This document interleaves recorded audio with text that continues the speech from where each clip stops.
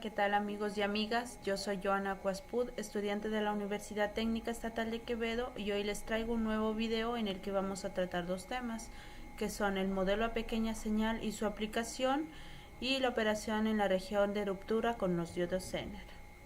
Bueno, como a manera de introducción, primero que todo vamos a describir que para obtener nosotros modelos lineales realizamos unos ciertos métodos. Por ejemplo, en este método vamos a aplicar el modelo a pequeña señal, que no es más que superponer una señal sobre los valores de corriente directa para obtener un tramo lineal en la curva característica del diodo, siempre y cuando que la amplitud de la señal no distorsione ese tramo lineal.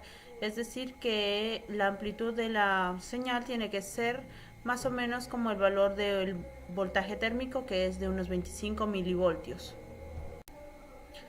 Bueno, la presencia de la señal en un circuito hace que varíe tanto la corriente como el voltaje del diodo. Por tanto, vamos a presentar aquí en pantalla un circuito característico de una pequeña señal donde se representa el diodo que se polariza con dos fuentes de alimentación.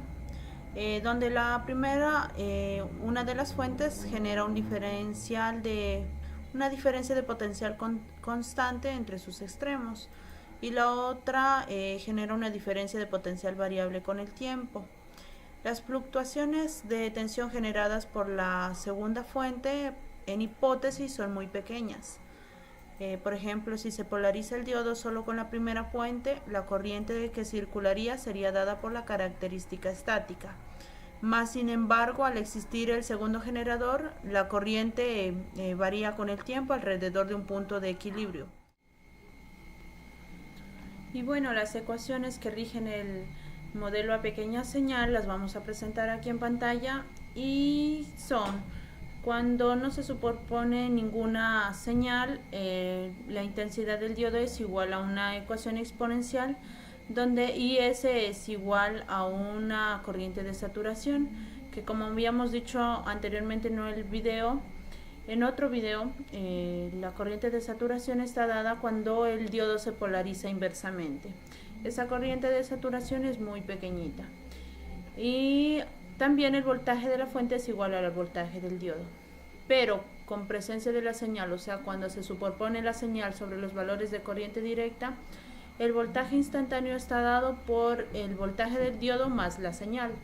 Como podemos ver, a la señal de voltaje la podemos representar como se observa allí, y la señal ID es la señal de corriente.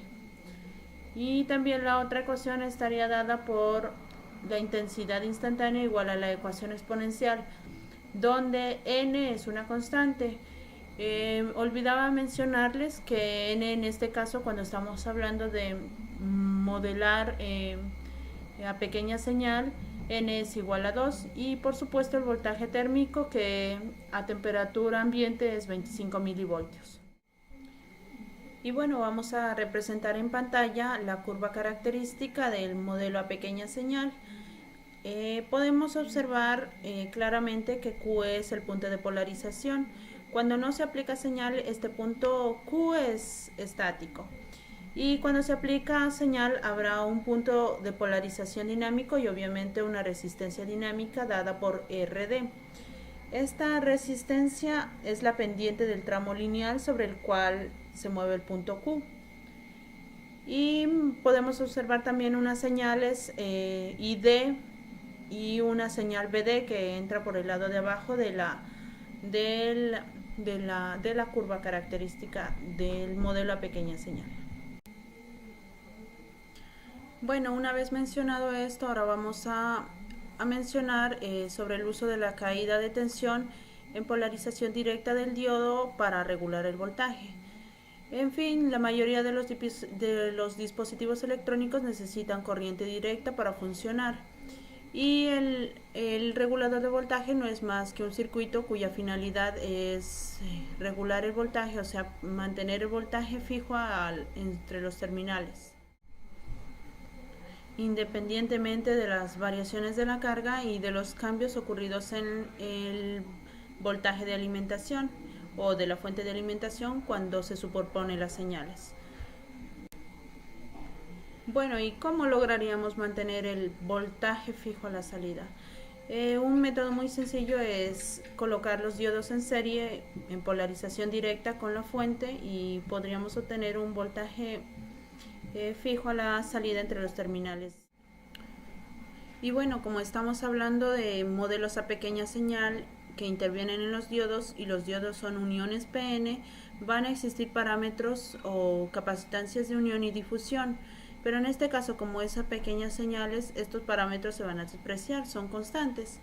Más sin embargo, estos parámetros sí se los puede utilizar cuando son frecuencias de alta señal.